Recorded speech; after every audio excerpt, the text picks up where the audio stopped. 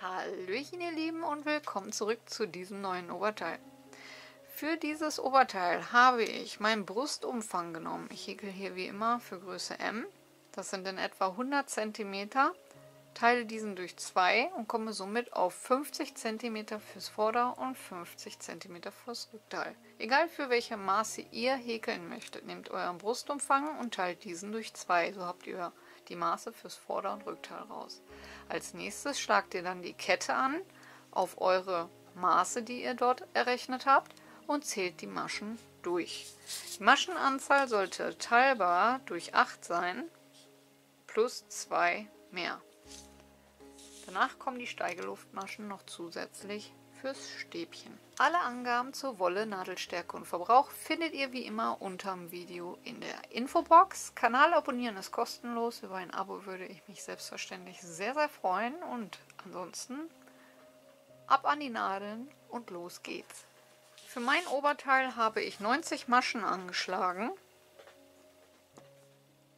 90 Maschen auf Nadelstärke 3 mit einem vierfädigen Bobbel.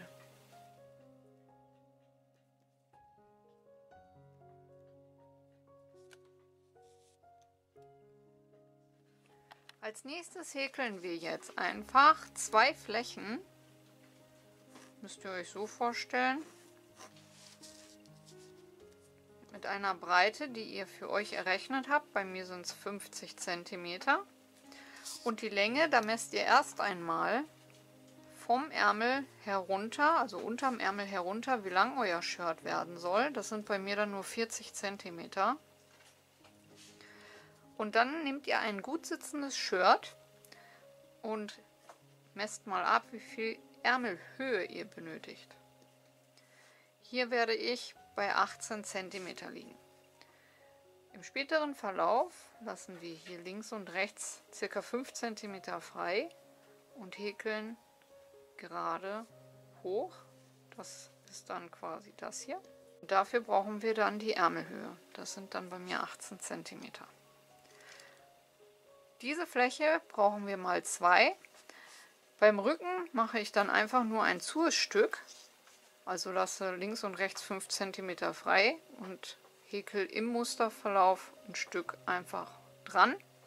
Und bei dem Vorderteil, was wir dann zum Schluss häkeln, können wir uns nämlich daran orientieren, werde ich mir das Ganze hier splitten und einen V-Kragen erzeugen. Aber dazu werde ich euch später noch das ein oder andere erklären. So, und dann kommen wir nun zum Muster. Nachdem ihr eure Maschenanzahl, die ihr für euch benötigt, angeschlagen habt, zählt ihr einmal eure Kette durch. Diese sollte teilbar durch 8 plus 2 mehr sein. Danach halte ich meinen Daumen auf der zuletzt gehäkelten Masche und häkel 3 zusätzliche Luftmaschen für ein Stäbchen. Mache einen Umschlag und steche dann am Daumen, das ist dann die 4. Masche ab Nadel, ein und häkel dort mein erstes Stäbchen und in die 2 Maschen danach auch nochmal 2 Stäbchen, sodass wir optisch unsere 4 Stäbchen gehäkelt haben.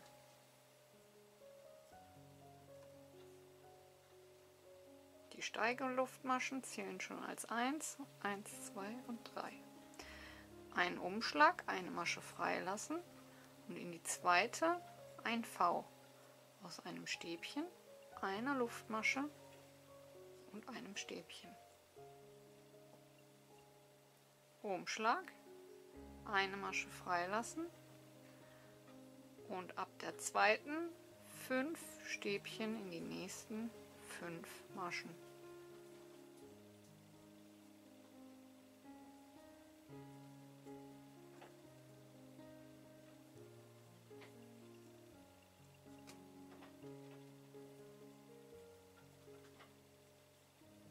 Umschlag, eine Masche freilassen und in die zweite ein V aus einem Stäbchen, einer Luftmasche und einem Stäbchen. Umschlag, eine Masche freilassen und ab der zweiten 5 Stäbchen in die nächsten 5 Maschen.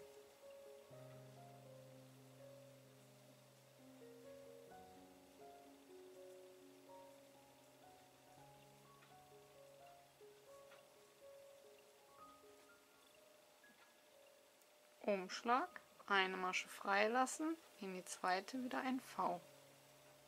Aus einem Stäbchen, einer Luftmasche und einem Stäbchen. Umschlag, eine Masche freilassen und ab der zweiten wieder 5 Stäbchen in die nächsten 5 Maschen.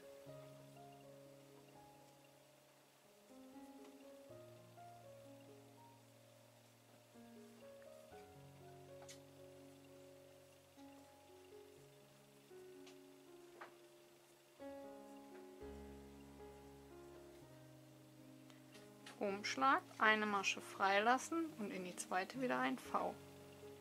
Aus einem Stäbchen, einer Luftmasche und einem Stäbchen. Am Ende eurer Reihe lasst ihr eine Masche frei und häkelt in die letzten 4 Maschen jeweils ein Stäbchen hinein.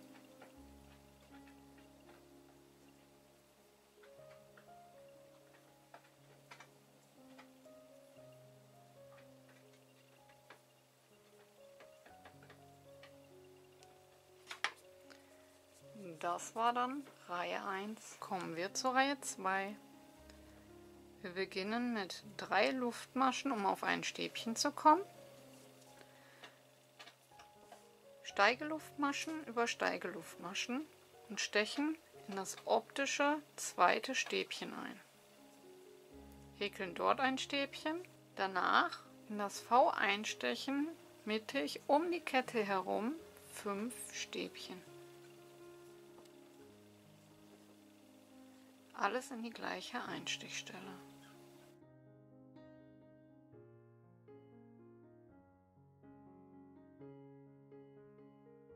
Umschlag.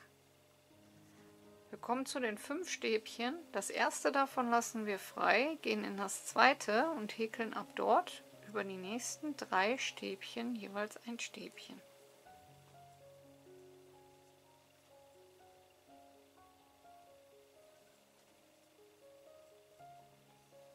Sodass wir aus 5 3 gemacht haben. Umschlag. Nun kommt wieder das V. Einfach in das V einstechen, um die Kette herum 5 Stäbchen.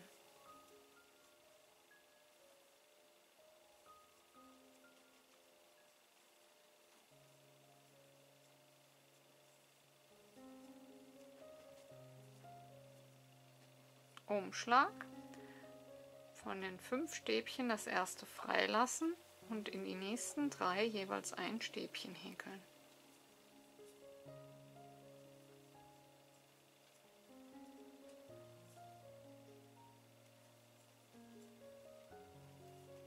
Umschlag, in das V einstechen und einen Fächer aus 5 Stäbchen in das V hineinhäkeln.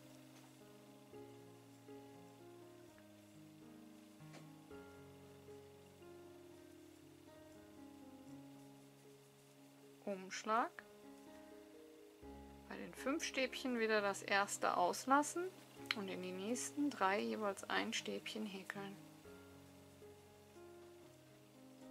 sodass wir aus 5 Stäbchen nur noch 3 haben. Danach wieder das V, einen Fächer hinein aus 5 Stäbchen in das V um die Kette herum.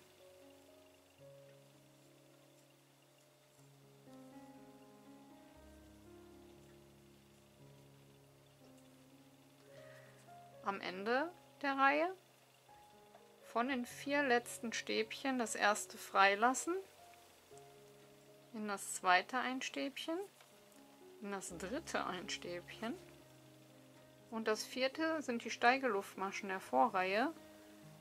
Dort stecht ihr in der zweiten Masche von unten angezählt ein und häkelt dort das letzte Stäbchen.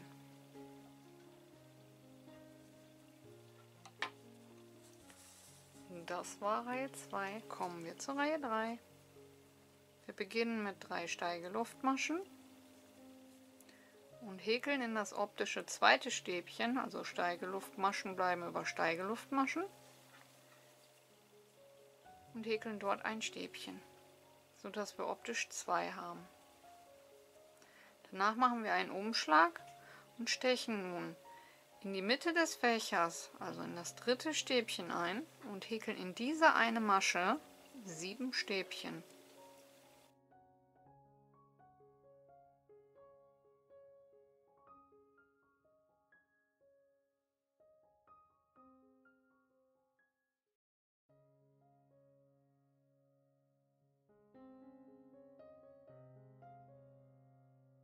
Danach kommen die 3 Stäbchen. Dort lassen wir das erste frei, stechen in das mittlere ein, in das zweite und häkeln dort ein einzelnes Stäbchen. So, da haben wir aus 3 nun 1 gemacht.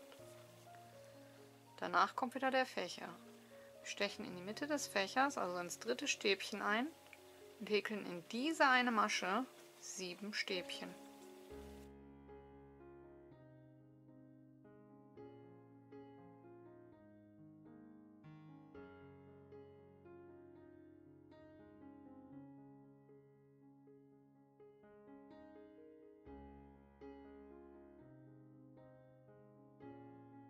Danach kommen wieder die 3 Stäbchen. Dort stechen wir in das mittlere ein und häkeln ein Stäbchen. Danach wieder der Fächer. In die Mitte des Fächers ins dritte Stäbchen einstechen und dort in diese eine Masche 7 Stäbchen hineinhäkeln.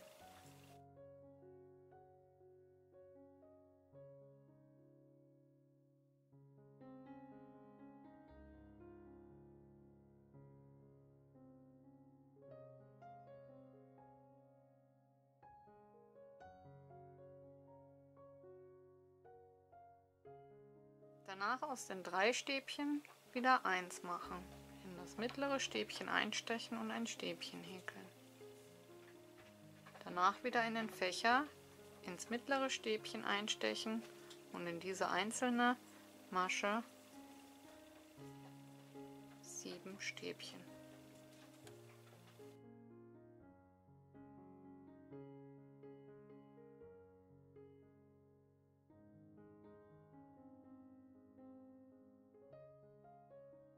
Am Ende der Reihe haben wir unsere optischen 3 Stäbchen. Das erste lassen wir frei, stechen ins zweite ein, häkeln dort ein Stäbchen und das dritte, was die Steigeluftmaschen der Vorreihe sind, dort häkeln wir unser zweites Stäbchen rein. Und das war Reihe 3. Kommen wir zur Reihe 4. Jetzt wird das Muster verschoben. Das heißt, wir beginnen am Anfang sozusagen mit einem V, indem wir ein Stäbchen häkeln, also 3 Steigeluftmaschen und eine zusätzliche Luftmasche. Also das Verschieben beginnt mit 4 Luftmaschen, machen einen Umschlag und gehen in das optische zweite Stäbchen hinein und häkeln dort ein Stäbchen.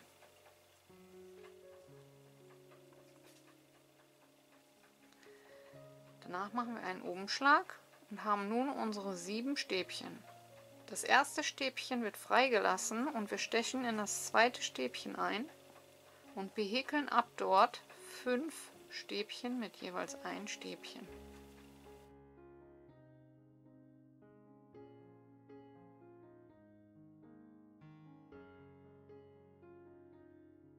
Sodass wir aus 7 5 gemacht haben. In das einzelne Stäbchen kommt ein V. Aus einem Stäbchen, einer Luftmasche und einem Stäbchen. Danach kommt wieder der 7er Fächer. Das erste Stäbchen freilassen und ab dem zweiten 5 Stäbchen über die nächsten 5 Stäbchen häkeln.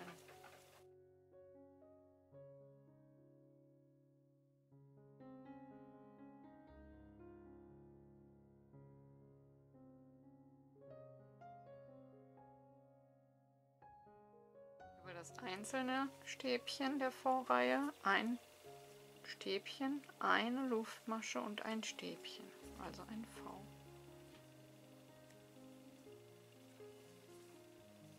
Dann kommt wieder der 7er Bogen, erstes Stäbchen freilassen und ab dem zweiten 5 Stäbchen häkeln in die nächsten 5 Stäbchen.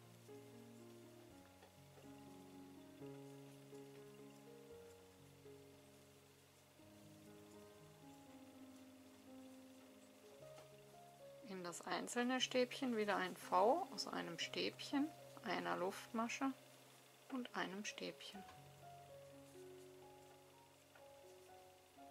Dann kommt wieder der 7er Bogen, erstes Stäbchen freilassen und ab dem zweiten über die nächsten 5 Stäbchen jeweils ein Stäbchen.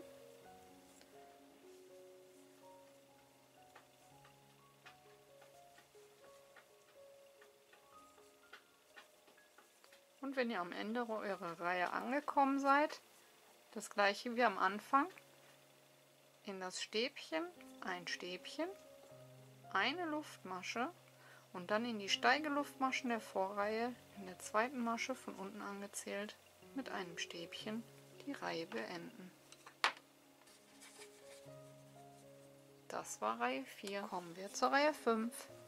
Nun beginnen wir wieder mit einem Fünferbogen. Die kamen ja danach. In das V kam ein Fünferbogen.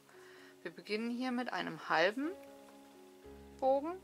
Also machen wir 3 Steigeluftmaschen und stechen jetzt um die Kette, also um die Luftmasche herum ein und häkeln dort 3 Stäbchen.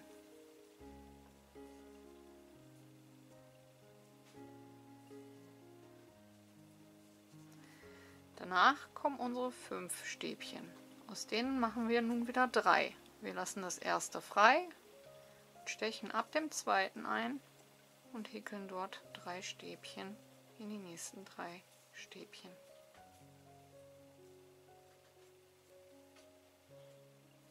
Danach kommt das V. Dort kommt ein Fächer aus 5 Stäbchen hinein.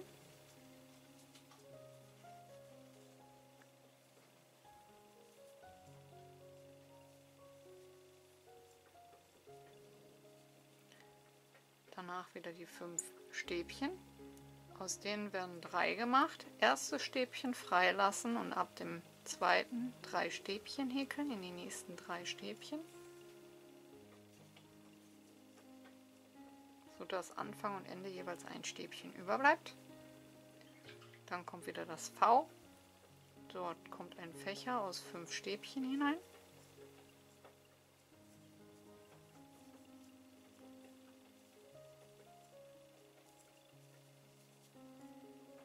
Dann wieder unsere 5 Stäbchen. Erstes Stäbchen freilassen und ab dem zweiten in die nächsten 3 Stäbchen jeweils ein Stäbchen häkeln.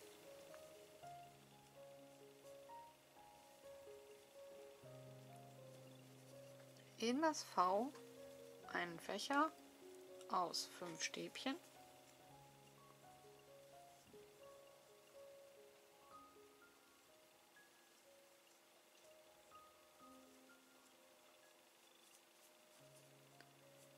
Aus den 5 Stäbchen 3 machen, indem wir das erste freilassen und über die nächsten 3 Stäbchen jeweils ein Stäbchen häkeln.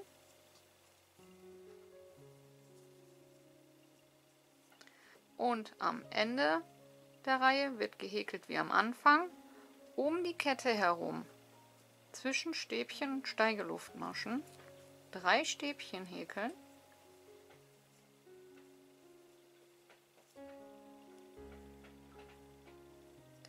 Und die Reihe beenden, indem ihr in die Steigeluftmaschen in der zweiten Masche von unten angezählt das letzte Stäbchen hineinhäkelt. Das war Reihe 5. Kommen wir zur Reihe 6. Wir beginnen mit 3 Steigeluftmaschen und stechen in das optische zweite Stäbchen ein und häkeln in dieses eine Stäbchen 4 Stäbchen.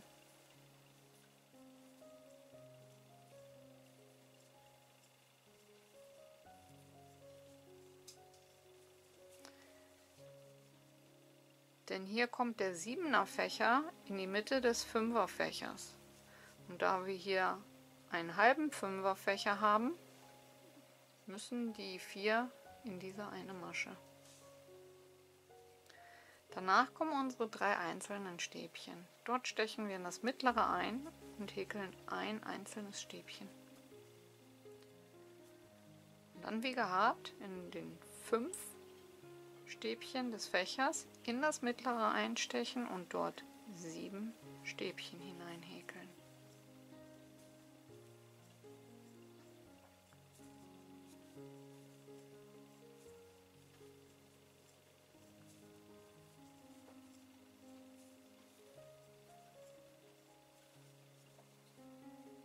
In das mittlere Stäbchen der 3 einzelnen ein Stäbchen.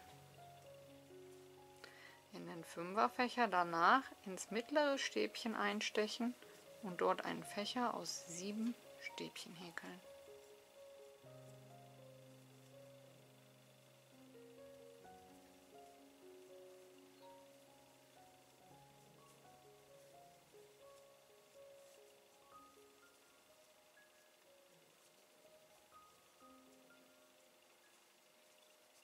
Dann kommen wieder die 3 einzelnen dort in die Mitte, ein Stäbchen und in den 5er-Fächer danach in das mittlere Stäbchen einstechen und 7 Stäbchen hineinhäkeln.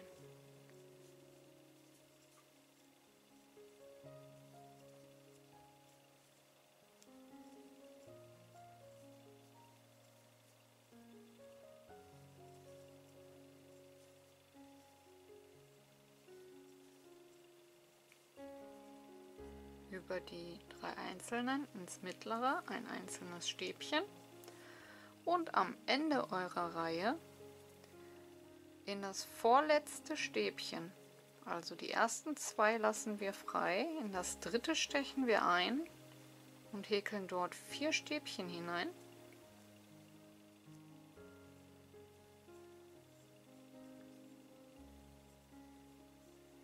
Und das letzte kommt in die Steigeluftmaschen der Vorreihe ins zweite Stäbchen hinein.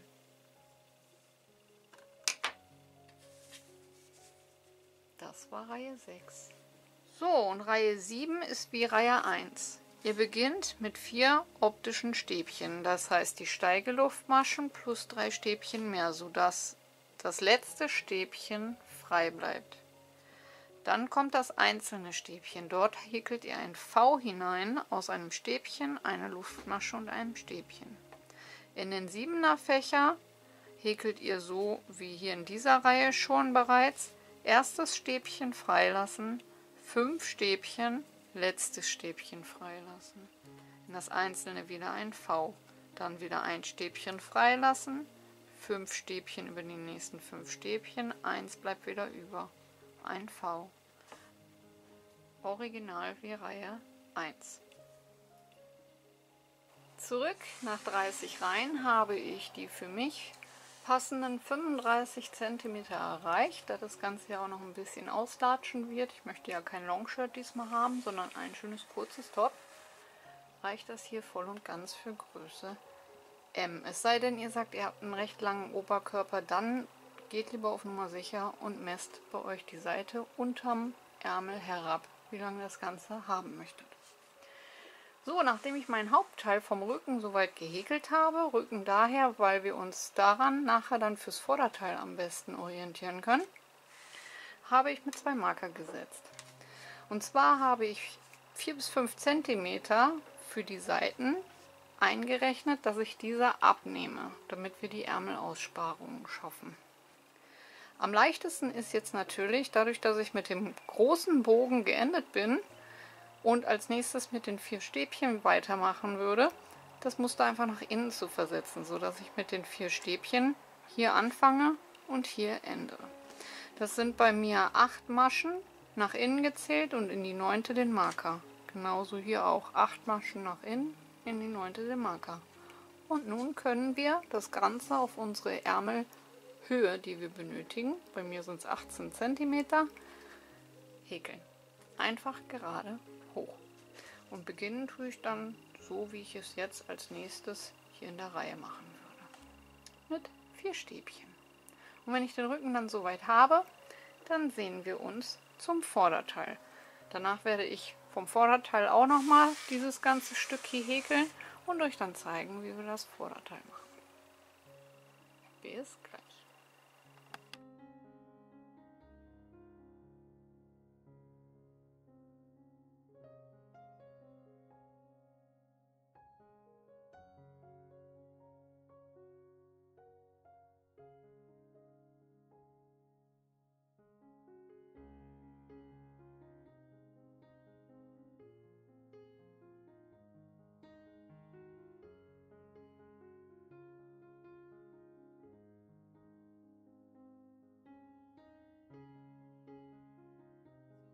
30 Reihen fürs Vorderteil habe ich mir links und rechts genauso markiert wie bei dem Rücken. Da hatten wir ja hier auch die Seiten gemacht. Danach habe ich das Ganze zugeklappt und einmal die Mitte markiert. Und jetzt könnt ihr euch aussuchen, ob ihr einen ründlicheren Halsausschnitt haben möchtet. Dann solltet ihr, ich sage jetzt mal, 2 von den großen Fächern breit freilassen. Wenn ihr dann die Abnahmen macht, wird das Ganze ründlicher. Oder ihr entscheidet euch für einen V-Ausschnitt. Dann müssen wir vom Marker aus nach links und nach rechts einfach die Abnahmen machen. Dann wird das Ganze spitz. Und wenn ihr oben einfach nur einen runden Halsausschnitt haben möchtet, ziemlich eng anliegend, dann müsst ihr einfach so wie beim Rücken gerade hochhäkeln, ohne hier irgendwas, einfach nur so gerade hoch. Und oben dann nur noch entsprechend den Halsausschnitt freilassen und links und rechts die Schultern vernähen. So, dann würde ich sagen, legen wir los. Ich werde auf jeden Fall einen V-Ausschnitt häkeln. Links und rechts bleiben wir gerade. Und in der Mitte kommen dann die Abnahmen. Dafür mogel ich mich jetzt erst einmal mit Kettmaschen zum Marker hin. So spare ich mir das Abschneiden, Neuanfangen und das Vernähen. Denn das sieht man später gar nicht so. Schöne, lockere Kettmaschen bis dahin machen. Darauf achten, dass diese sich nicht zusammenziehen. Das ist auf jeden Fall wichtig.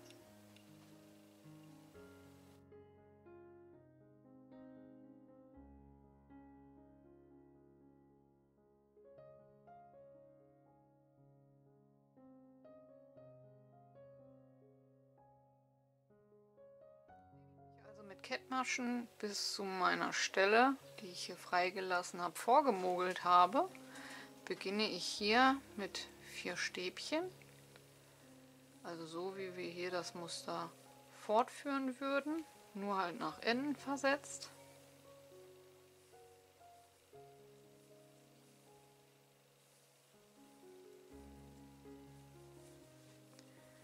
Ein V in das Stäbchen.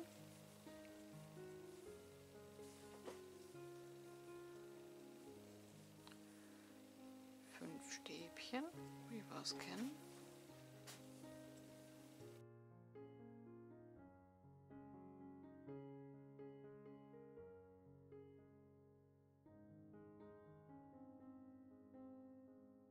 So, und am Ende der Reihe würde ich jetzt 5 Stäbchen machen.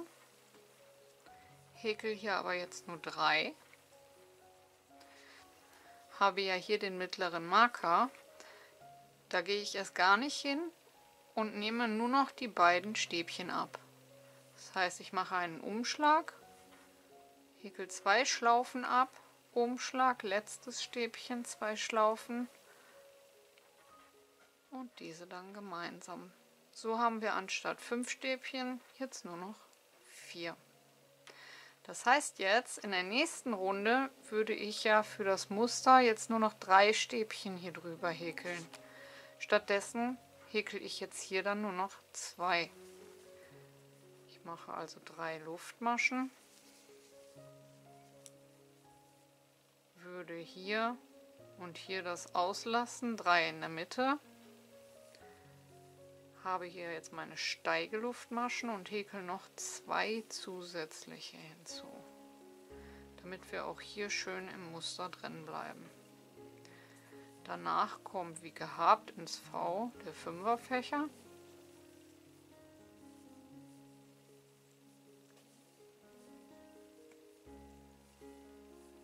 Und das Muster so weiter bis zum Ende.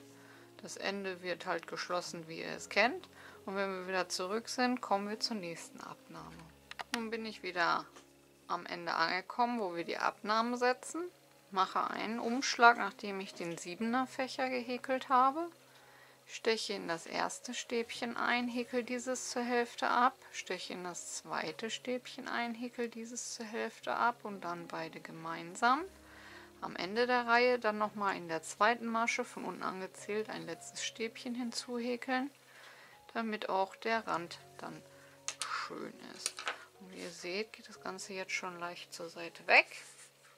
Und da wir ja noch ein paar Zentimeter bis nach oben hin übrig haben, mache ich einfach jetzt in jeder Reihe eine Abnahme. In der nächsten Reihe haben wir jetzt den 7er Fächer, wo wir 5 Stäbchen drüber machen würden. Dazu mache ich 3 Luftmaschen, häkel ein Stäbchen in die Abnahme hinein.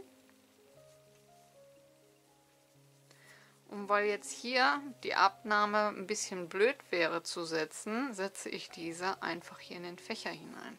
Hier müssten jetzt 5 Stäbchen drüber. Das erste Stäbchen ja freilassen, also stechen wir in das zweite ein und häkeln dieses zur Hälfte ab. Danach in das dritte, häkeln dieses zur Hälfte ab und beide gemeinsam und haben dann somit hier unsere Abnahme gesetzt. Also ihr könnt auch das Ganze einfach ein Stück nach innen versetzen und das tut ihm nichts ab. So, ich werde jetzt wieder die Reihe hin zum Ende und zurück und wenn ich hier wieder angekommen bin, sehen wir uns wieder. So, zurück. Wir haben jetzt hier unsere Abnahme, sozusagen nur noch 4 Stäbchen. 1 muss ich ja auslassen. 3 würden jetzt hier noch hinkommen. Dafür häkel ich nun aber nur 2. Und jetzt können wir unsere Abnahme nehmen und halb abhäkeln und das vorletzte Stäbchen nehmen und halb abhäkeln und diese gemeinsam und zum Schluss in den Steigeluftmaschen der Vorreihe in der zweiten Masche von unten noch ein Endstäbchen setzen. Und dann haben wir auch hier eine schöne, vernünftige Abnahme. 3 Luftmaschen, wenden, nächste Reihe. Und hier können wir jetzt ganz normal die erste Masche nehmen, halb abhäkeln, die zweite Masche nehmen, halb abhäkeln und beide gemeinsam. Und dann bleiben wir im Muster. Dieses muss frei bleiben. Wir gehen direkt in den 5er Fächer und machen daraus wieder 7. Also die Abnahmen an sich sind an sich überhaupt nicht schwer. Wenn ihr euch schwer damit tut, am Ende die Abnahme zu setzen, dann versetzt dieser einfach ein Stück nach innen, um 1 oder 2 Maschen. Das ist überhaupt nicht schlimm und wenn es euch so einfacher fällt, warum nicht? Das Muster, wie ihr seht, wird dadurch auch nicht allzu sehr unterbrochen, also es fällt überhaupt nicht auf. Und so kann man sich das Ganze leichter machen. Hier haben wir ja eh keine Abnahmen. Und jetzt häkel ich das Ganze so weit mit Abnahmen hoch, wie ich meinen V-Ausschnitt breit haben möchte. Und sollte das Ganze schon breit genug sein, macht ihr den Rest einfach gerade hoch. Das kann also jetzt hier jeder anpassen, wie er meint. Ihr könnt aber auch, wenn ihr perfekt auskommt, je nachdem, was für eine Ärmelhöhe ihr ja habt, könnt ihr auch bis zum Rand und nur noch die Ecke verbinden. Sieht auch ganz schick aus. So, ich werde jetzt erst einmal so weit hochhäkeln und dann schaue ich mal, wie ich auskomme und zeige euch das Endergebnis meines Trägers. Danach kommt noch der zweite und dann haben wir beide Teile schon mal fertig. Bis gleich! Und so sieht mein Träger nach 13 Reihen fertig aus. Ich habe euch das Ganze mal rangezoomt. Ich hoffe, ihr könnt da vielleicht euch ein bisschen dran orientieren, falls ihr Probleme mit den Abnahmen habt. Aber wie gesagt, es sollte kein Problem sein. Versetzt die Abnahme einfach ein Stück nach innen. Setzt euch dann an der Stelle einen Marker und dann wisst ihr auch in der nächsten Reihe, wo die nächste Abnahme hin muss. Ansonsten setzt ihr sie wieder nach außen und dann bekommt ihr diese leichte Schräge. So, ich werde jetzt noch meinen zweiten Träger häkeln und euch dann das Ergebnis präsentieren. So ihr Lieben, zurück, beide Seiten soweit fertig gehäkelt. Wie ihr hier seht, passt es perfekt übereinander. So sieht es dann aufgeklappt aus. Und jetzt legen wir Außenseite auf Außenseite. So, sodass wir die Innenseiten außen liegen haben.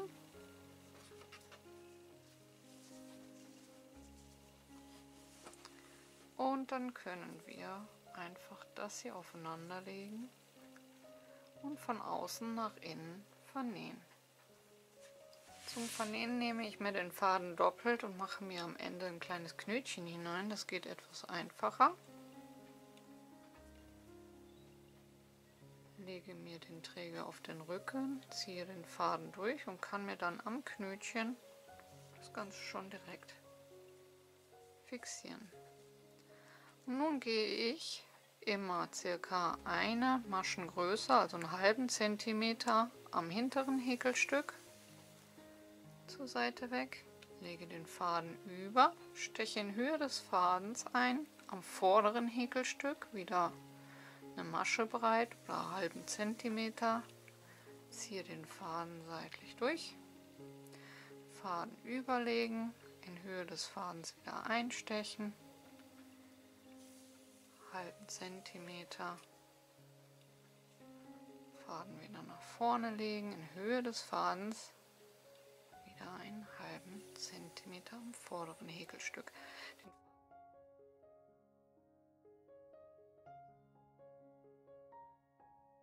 Faden überlegen müsst ihr nicht machen, daran könnt ihr euch halt nur orientieren, wo ihr einstechen müsst.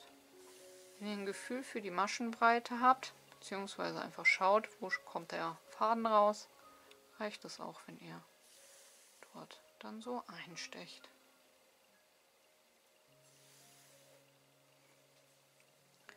Darauf achten, dass ihr das nicht zu feste zusammenzieht und dann bekommt ihr eine schöne flache Naht. Und von außen sieht es dann so aus, da sieht man überhaupt nichts an Naht. So, ich vernähe jetzt beide Träger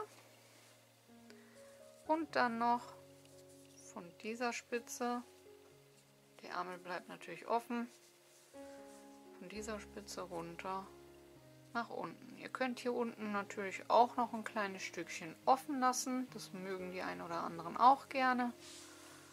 Und dann zeige ich euch das Ergebnis. Bis gleich!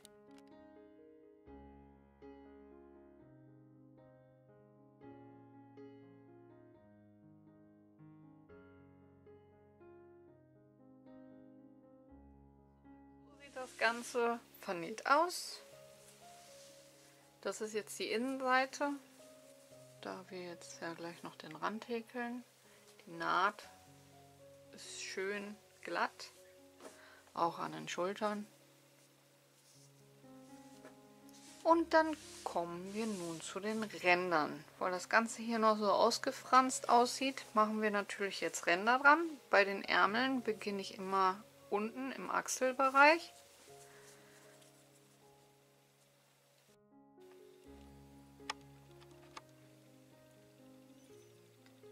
Da habe ich mich dann für einen verdrehten Rand entschieden. Fädel den Faden ein, habe somit schon mal meine Luftmasche. Und dann gehe ich jetzt Masche für Masche, also oder eine Maschenbreite kann man sagen. Hole den Faden durch.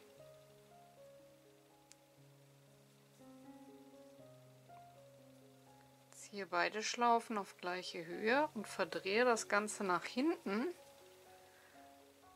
und Masche ab. So, nächste Masche, Faden holen, beide Schlaufen auf gleiche Höhe ziehen, nach hinten verdrehen und abmaschen. Nächste Masche, Faden holen, beide Schlaufen auf gleiche Höhe, nach hinten verdrehen und abmaschen. Ihr bekommt irgendwann ein Gefühl dafür, wie hoch ihr die Maschen ziehen müsst, um dann problemlos das Ganze abmaschen zu können. Und dann bekommt ihr so einen schönen verdrehten Rand.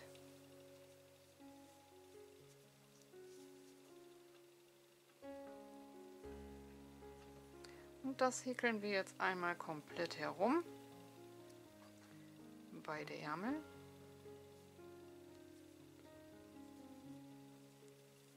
Und dann zeige ich euch noch das Ergebnis. So, zurück. Beide Ärmelaussparungen sind soweit fertig.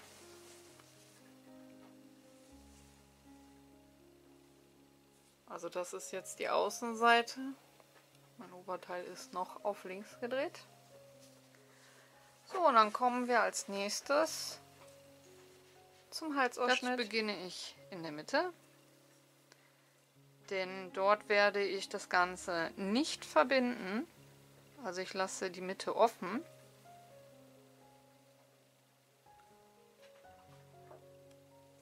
So. 3 Luftmaschen. Und dann haben wir ja hier die vorgegebenen Maschen schon mal am Anfang. Und dann verteile ich einmal rundherum die Stäbchen.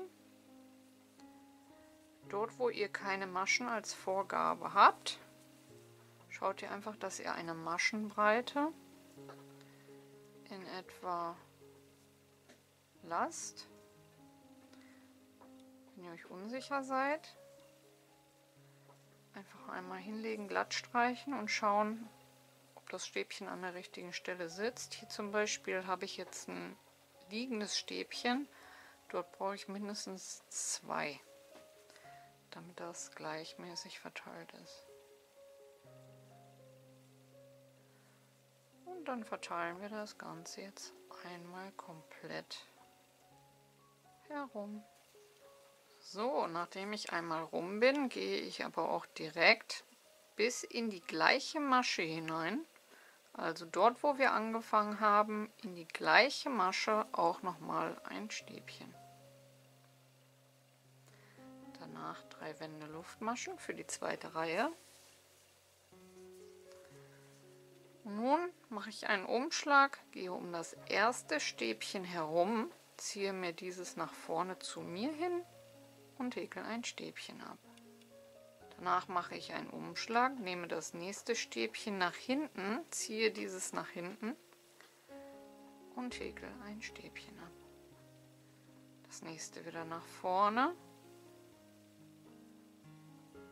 das nächste wieder nach hinten. Nach vorne und nach hinten. Und so immer schön im Wechsel das Ganze einmal komplett herum. Und am anderen Ende angekommen, bis zum vorletzten Stäbchen die Reliefstäbchen arbeiten und danach in den Steigeluftmaschen seitlich in die zweite Masche von unten angezählt einstechen und noch ein Stäbchen häkeln. Entweder probiert ihr das Ganze jetzt an oder ihr legt es einfach mal vor euch hin und schaut, wie der Kragen soweit aussieht. Für mich reicht das persönlich so, finde ich ganz schick.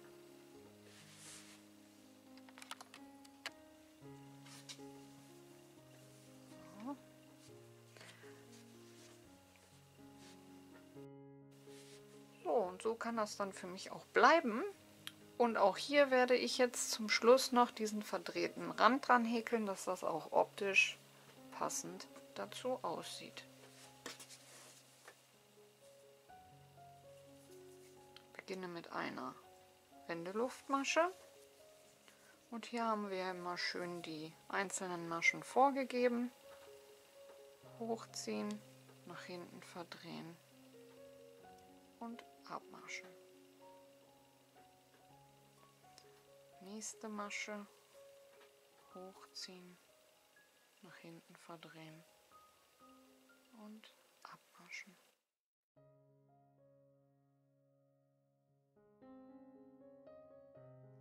Zu guter Letzt, nachdem wir die Ärmelaussparungen und den Kragen fertig haben, widmen wir uns jetzt noch hier unten dem Bündchen. Das werde ich genauso gestalten wie den Kragen. Eine Reihe Stäbchen, eine Reihe Reliefstäbchen, eins nach vorne, eins nach hinten und diesen Abschlussrand. Und dann sind wir auch soweit fertig.